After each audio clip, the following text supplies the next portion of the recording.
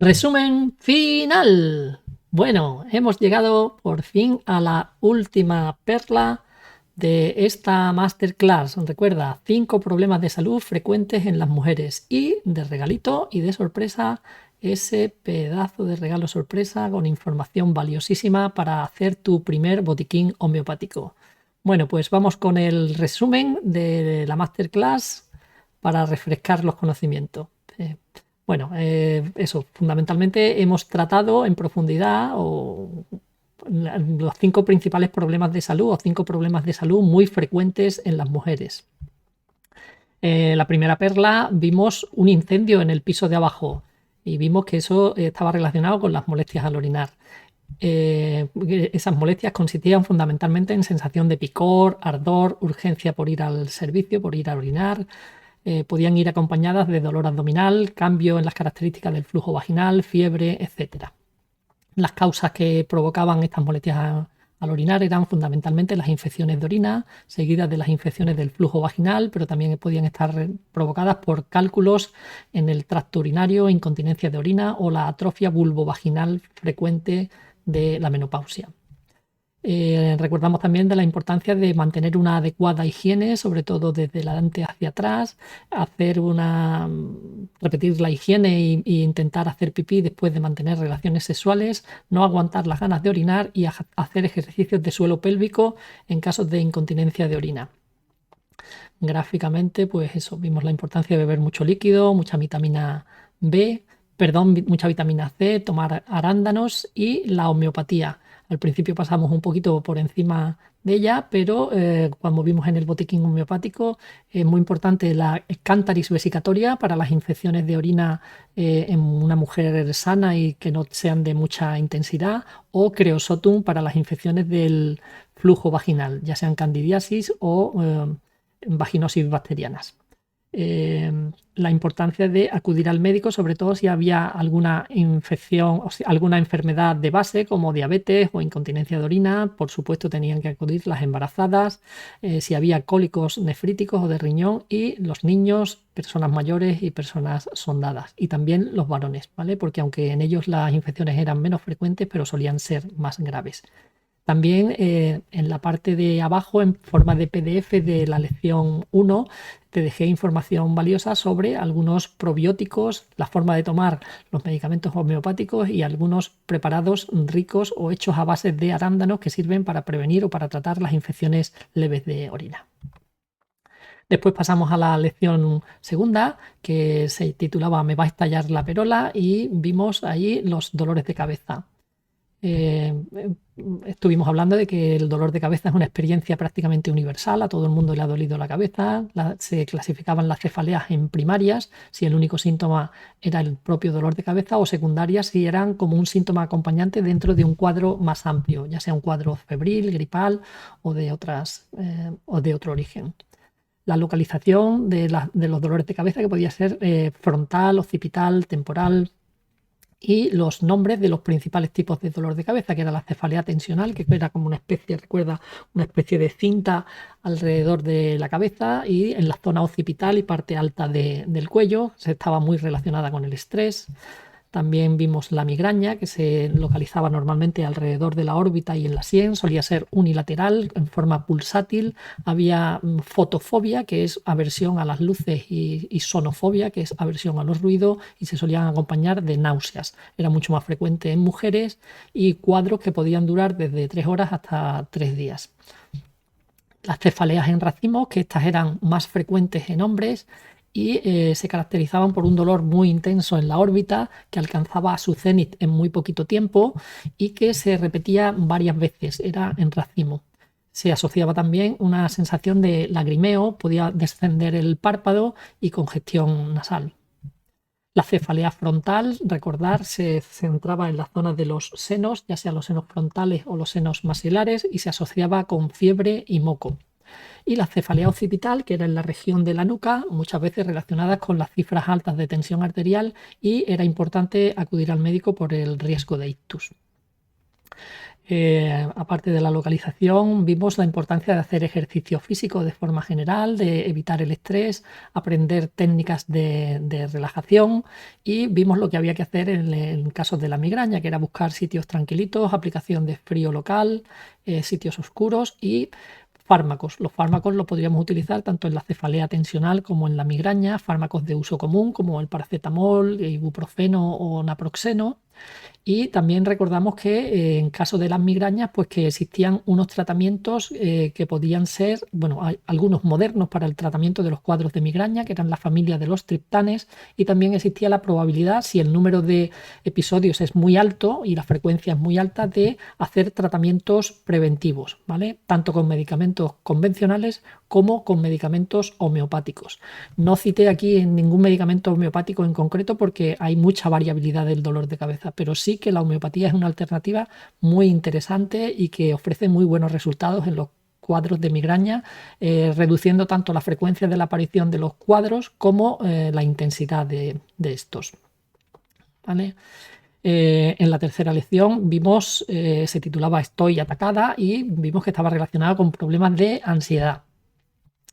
Dijimos que la ansiedad es un sentimiento vago, desagradable, en el que había una serie de síntomas psicológicos como temor, miedo, preocupación, asociados a síntomas físicos como dificultad para respirar, sudores, temblor, casi siempre ante alguna señal de peligro que podía ser real o imaginario. Estuvimos hablando también de las similitudes y las diferencias entre estrés y ansiedad, o por lo menos la dificultad para establecer un límite claro entre dónde termina el estrés y dónde empieza la ansiedad. Hablamos también de la clasificación de los trastornos de ansiedad, vimos las crisis de ansiedad como caso extremo y más florido de los estados de ansiedad, y estuvimos mirando qué se podría hacer y qué habría que evitar.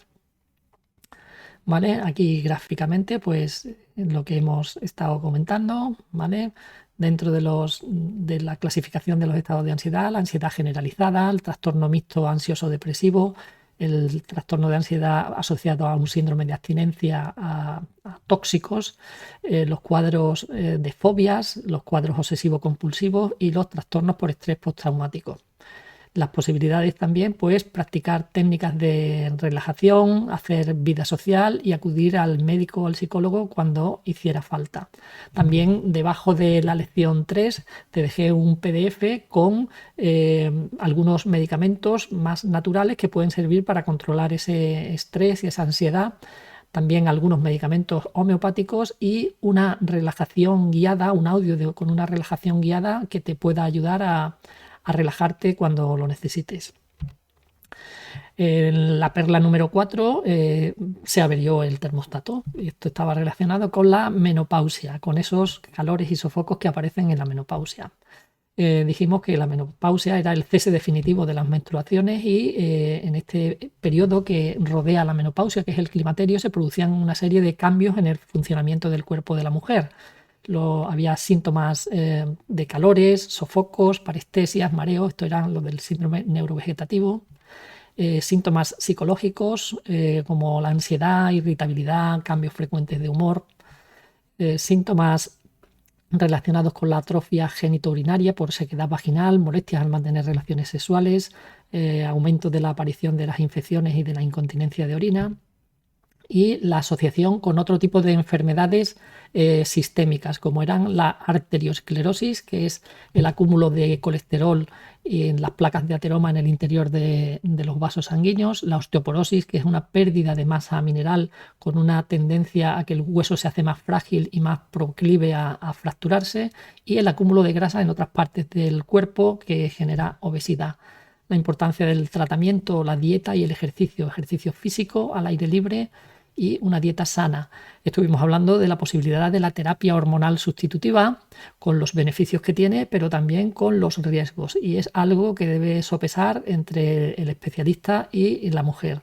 Y como alternativas, pues las opciones de los fitoestrógenos, los tratamientos con derivados de la soja, y la homeopatía. ¿vale?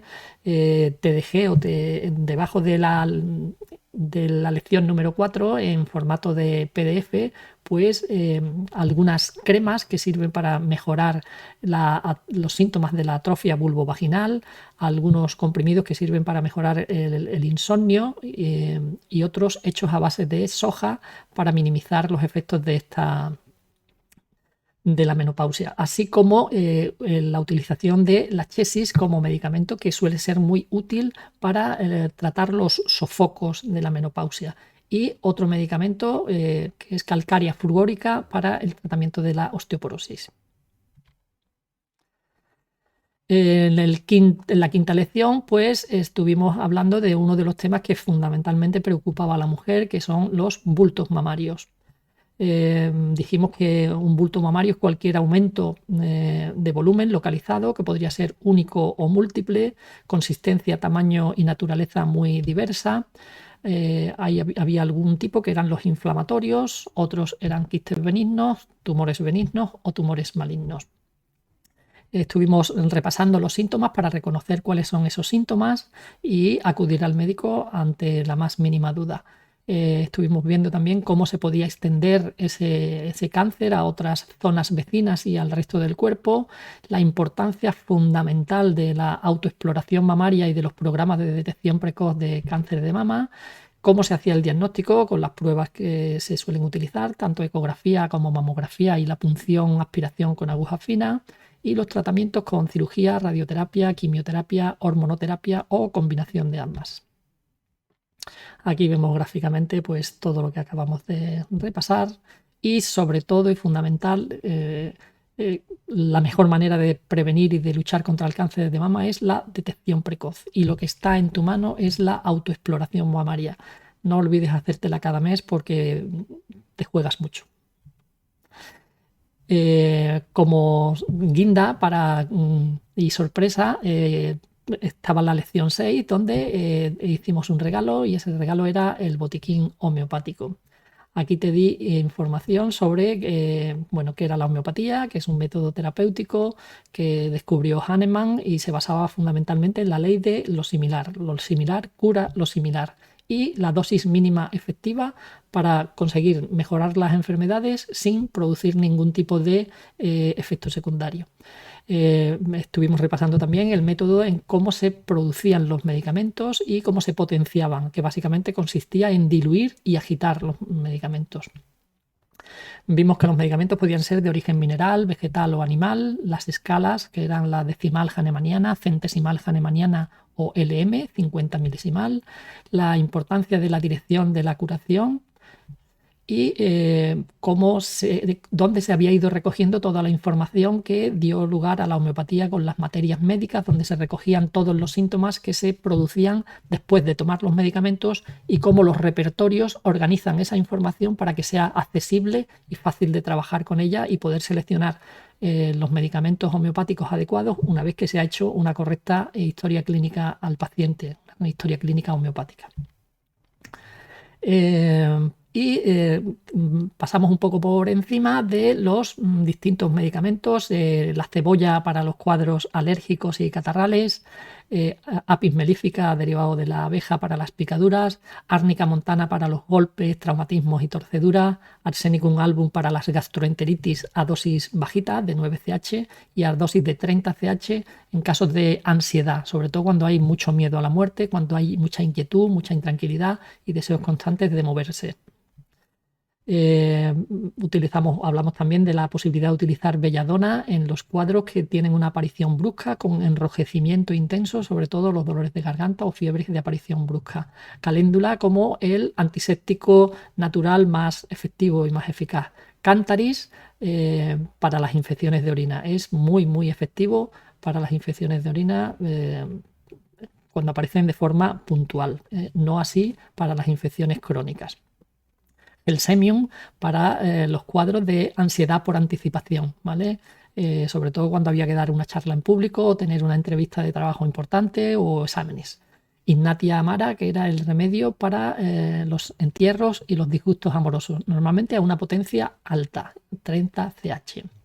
Creosotum también como remedio muy útil para los cuadros de infecciones del flujo vaginal, a la 9CH, la Chesis mutus, un medicamento elaborado a partir de un veneno de serpiente que sirve y es muy eficaz. Os recomiendo de verdad probarlo a quien lo necesite para los sofocos en la menopausia. Nux vomica como solución para los problemas de aparato digestivo, digestiones pesadas y después de excesos. Rustosicodendrum para pequeñas esguinces, torceduras y lesiones que afecten a músculos, tendones o ligamentos. La ortiga, Urtica urens, para los cuadros de urticarias, picaduras. Y Oscilococcinum como preventivo para el tratamiento de cuadros gripales y catarrales. Esta lección, igual que todas las anteriores, hay que poner en marcha eso tan importante que es escribir lo que acabamos de ver. Escribiendo se quedan los conocimientos mucho mejor fijados y la probabilidad de que los recuerdes es muchísimo más alta. Te regalo un nuevo minuto que empieza ahora mismo.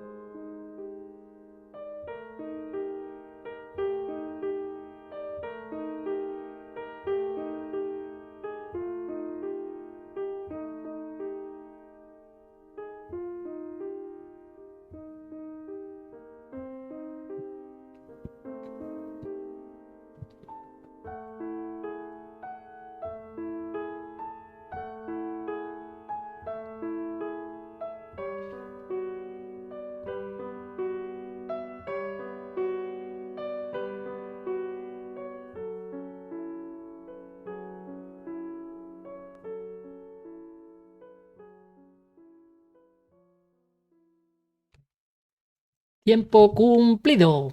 Pues muy bien, seguro que te ha dado tiempo de apuntar algunas cositas interesantes también en este resumen que igual ya se te estaban escapando. Muy bien, pues ahora toca poner en acción lo que hemos aprendido y lo vamos a hacer. Bueno, te he aportado mucha información sobre estos 5 problemas de salud frecuentes en las mujeres. ¿Y te afecta alguno de estos problemas? ¿Qué vas a hacer para mejorar tu salud en general? Vamos a aplicar lo aprendido implementando el mimo. Piensa qué acciones puedes mantener o qué vas a mantener de todas las cosas que has estado haciendo que te puedan servir para seguir manteniendo tu salud relacionada con estos 5 problemas de salud que hemos hablado. ¿Qué puedes incorporar para mejorar esa salud? ¿Qué puedes mejorar y qué deberías omitir? Bueno, pues hemos llegado al final de la masterclass. Ha sido para mí un placer y un honor poder compartir contigo este tiempo. Igual en algunas lecciones se han hecho un poquito más largas, pero bueno, tendrás la posibilidad de repetirlo, de ver el vídeo cuando te venga bien, ¿vale? Espero que te haya sido útil esta información que he compartido contigo. Mi intención era ayudarte, como es uno de mis objetivos. Ayudar a aliviar el dolor y el sufrimiento de las personas, mejorando sus conocimientos y elevando su nivel de conciencia. Y dar un poquito más de autonomía a los pacientes para que sean menos dependientes de los servicios de salud y de los médicos, ¿vale? No es que no haya que acudir a ellos, por supuesto que hay que acudir a ellos, pero hay que ser un poco más autónomo y saber y tener recursos para solucionar los pequeños problemillas diarios y cotidianos, ¿vale? Así que antes de despedirme quisiera hacerte una sugerencia más. ¿Quieres más? ¿Te apetecen algunas cosas más? Pues bueno, estoy pensando en hacer algunos nuevos proyectos que todavía no están concretados, pero te cuento algunas de las ideas que me rondan por la cabeza por si alguna de ellas te interesa y no quieres perderme la pista. La intención es elaborar un infoproducto muy similar a, se llamaría Tu médico en casa. Las iniciales serían To Make, que es un poco siguiendo la dinámica de esta masterclass, pues presentar un producto al que tendrías acceso y es como una especie de videoteca para consultar cuando te surja algún tipo de problema médico y incluiría, pues, no sé, 40 o 50 problemas de salud frecuentes. Sobre todo van a ir enfocados a la mujer, aunque haríamos referencia también a algunos que puedan serle útiles, pues, para los niños, para pequeños primeros auxilios, ¿vale? Permanece atenta a la página web, que todavía es un proyecto, todavía está en construcción, pero si te interesan estos temas, en la página web pepeponce.es podrás ver si estos proyectos van adelante o no, y si te interesa alguno, cómo podrías conseguirlo. Otro proyecto sería hacer una consulta homeopática online, pero dedicada única y exclusivamente a las migrañas. Mi experiencia anterior, durante un tiempo tuve una consulta privada de homeopatía y para los cuadros de migraña iba especialmente bien, ¿vale? Entonces estoy pensando en abrir una consulta homeopática dedicada única y exclusivamente a las migrañas, porque así conoceré mucho mejor el tema y podré dar un mejor servicio a las personas que lo necesiten. Y también me ronda por la cabeza preparar un taller online. Este taller se llamaría La enfermedad como camino de transformación. Y este taller tengo mucha ilusión en crearlo porque toca una de las partes que a mí más me emociona, que es el crecimiento personal y poner en marcha la infinidad de recursos que tenemos nosotros a nuestro alcance. El mejor agente terapéutico que existe y el mejor médico es la propia persona. Tenemos recursos infinitos, con una capacidad importantísima para producirnos y autosanarnos, pero están dormidos. Nadie nos ayuda a explorarlos, nadie nos ayuda a sacarlos a la luz. Y creo que puedo ayudarte. La idea todavía no está, hay que madurarla. No sé si hacer el taller para un grupo de personas que todas compartan la misma enfermedad, para que todos se sientan más identificados con el taller, o que haya distintas enfermedades más o menos graves, pero que sean distintas, pero el taller pueda servir para todas. Ahí estamos dándole vuelta. Eso, el objetivo en este taller va a ser sacar a flote todos los recursos terapéuticos que tenemos y de paso crecer en conciencia en el proceso. Te aseguro que podrás mejorar en tu proceso, que seguramente conseguirás alguna mejoría física, pero desde luego a nivel psicológico, a nivel espiritual vas a ganar muchísimo. Te puedo mostrar o quiero mostrarte muchas de las cosas que he descubierto a lo largo de mi vida, porque uno de los temas que, aparte de los temas médicos que siempre me ha apasionado, es el tema del desarrollo de la conciencia y el crecimiento personal. Así que bueno, esas son un poco mis proyectos, ya te digo, todavía un poco en el aire, pero mi intención seria es irlos madurando, y en cuanto los vaya madurando pondré información de ellos en esta página, pepeponce.es. Un saludo de todo corazón, muchísimas gracias, espero que este tiempo te haya sido muy útil y nos veremos pronto. Un fuerte abrazo de todo corazón. Un saludo.